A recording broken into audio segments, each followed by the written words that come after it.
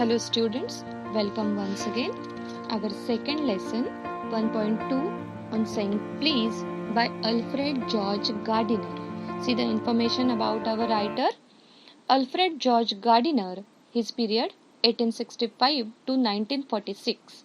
He was born at Chelmsford in Essex in 1865. He started his literary career as a journalist. At the age of 37, he was appointed editor of the Daily News London.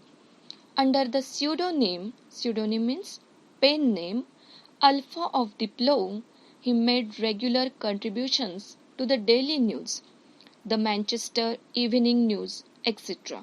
His essays are uniformly elegant, graceful, and humorous. The Pillars of Society, Pebbles on the Shore, Many Furrows and Leaves in the Wind are some of his best known writings. His uniqueness lies in his ability to teach the basic truths of life in an easy and amusing manner. He rests the question of morality in everyday life. Now see what our lesson is about. It is an essay by our writer Alfred George Gardiner. In On Saying Please, he points out the value of good manners in social life and emphasizes the importance of courtesy and politeness in daily behavior. He shows how polite speech and manner sweeten the atmosphere around and how discourtesy and ill manners spoil or pollute it. Now see the lesson, page number 14. On saying please. Please concentrate. I am reading the lesson. Okay? The young liftman in a city office who threw a passenger out of his lift the other morning and was fined for the offence was undoubtedly in the wrong. It was a question of please. The complainant entering the lift said top. The liftman demanded top please, and his concession being refused, he not only declined to comply with the instruction but hurled the passenger out of the lift. This, of course, was carrying a comment on manner too far. Discourtesy is not a legal offence and it does not excuse assault and battery. If a burglar breaks into my house and I knock him down, the law will acquit me, and if I am physically assaulted, it will permit me to retaliate with reasonable violence. It does this because the burglar and my assailant have broken quite definite commands of the law. But no legal system could attempt to legislate against bad manners or could sanction the use of violence against something which it does not itself recognize as a legally punishable offense. And our sympathy with the liftman, we must admit that the law is reasonable. It would never do if we were at liberty to box people's ears because we did not like their behavior or the tone of their voices or the scowl on their faces. Our fists would never be idle and the gutters of the city would run with blood all day. I think you understand this para. This is our first para. In the first para, the writer gave us the example of the liftman. पहिल्या पॅरामध्ये लेखकाने आपल्याला लिफ्टमनचे example दिलेलं आहे. One man entered into the lift and said top. एक व्यक्ती लिफ्टमध्ये तिने entry केलेली आहे आणि तिने टॉप म्हटलेलं आहे. At the same time the liftman demanded top please. It was a simple demand from the liftman that particular person who entered into the lift should say top please. But that person declined to say it. That person refused to say it. पण त्या व्यक्तीने top please म्हणायला नकार दिलेला आहे. So what our liftman do? He pushed that person out of the lift. लिफ्टमनने काय केलेलं आहे? त्या व्यक्तीला लिफ्टमधून बाहेर ढकललेलं आहे. टू से please is a matter of good manner. It is a matter of courtesy.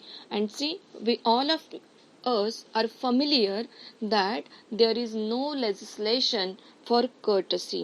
कोणताही लॉ आहे का की आपण त्या कायद्यानुसार एखाद्या समोरच्या व्यक्तीला प्लीज म्हटलं पाहिजे, सॉरी म्हटलं पाहिजे, असा काही लॉ आहे का?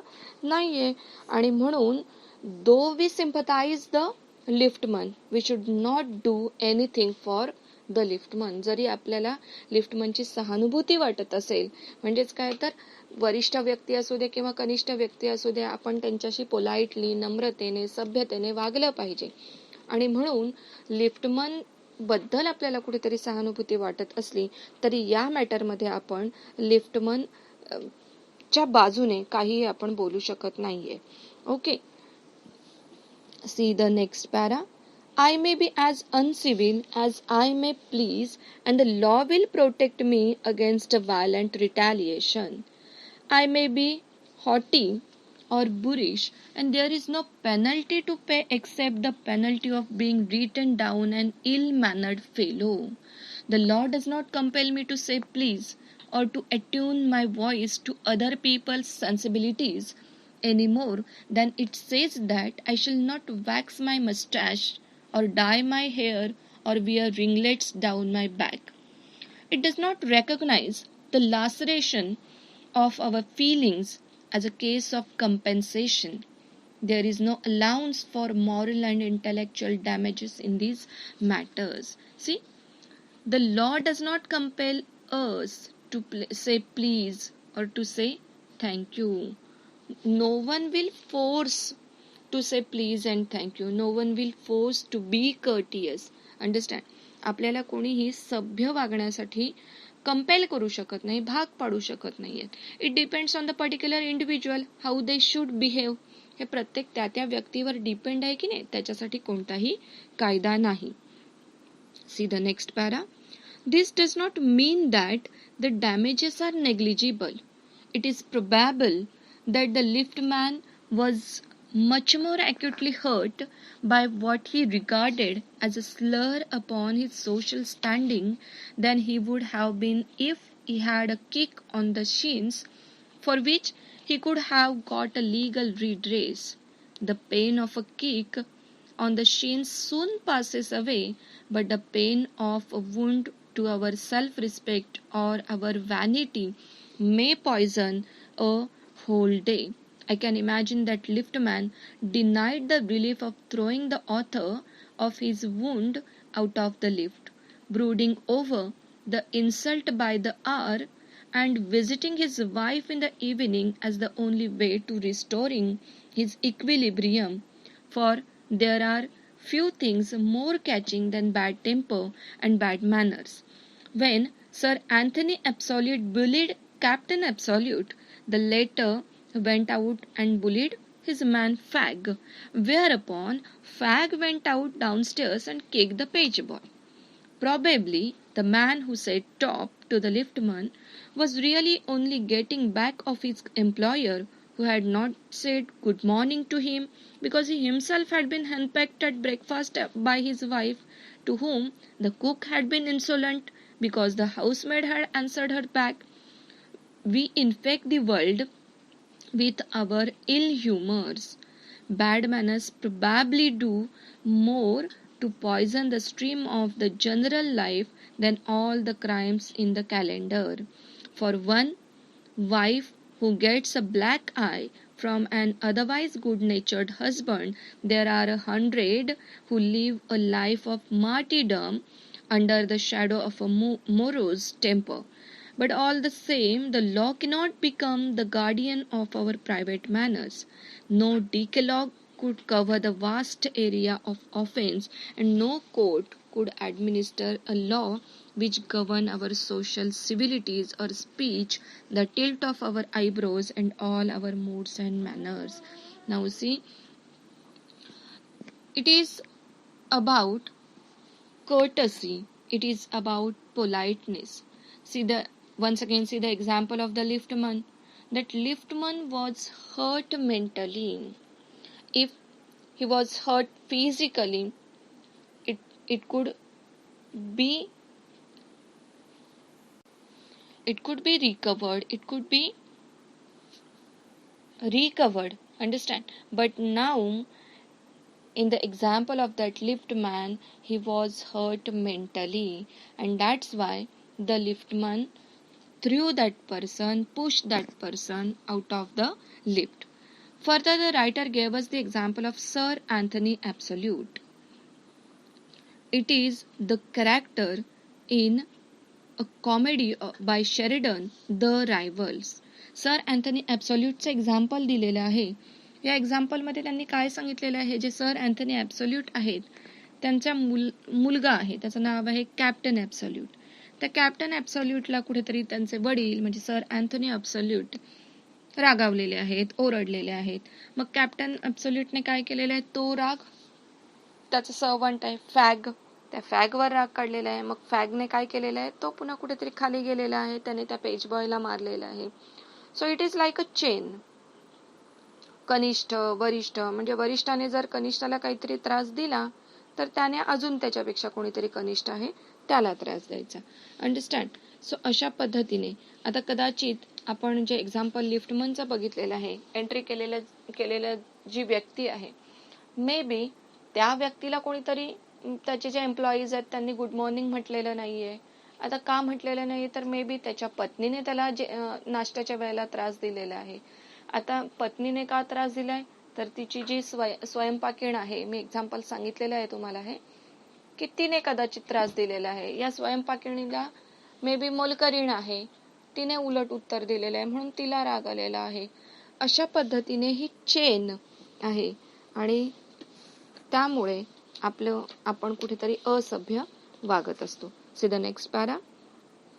But though we are bound to endorse the verdict against the liftman, most people will have a certain sympathy with him.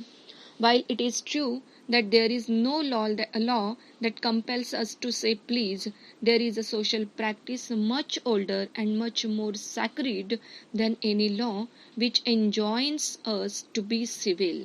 And the first requirement of civility is that we should acknowledge a service. Please and thank you are the small change with which we pay our ways as social beings. They are the little courtesies by which we keep the machines of life oiled and running sweetly. They put our intercourse upon the basis of a friendly cooperation and easy give and take instead of on the basis of superiors dictating to inferiors. It is a very vulgar mind that would wish to command where he can have the service for asking and have it with willingness and good feelings instead of resentment.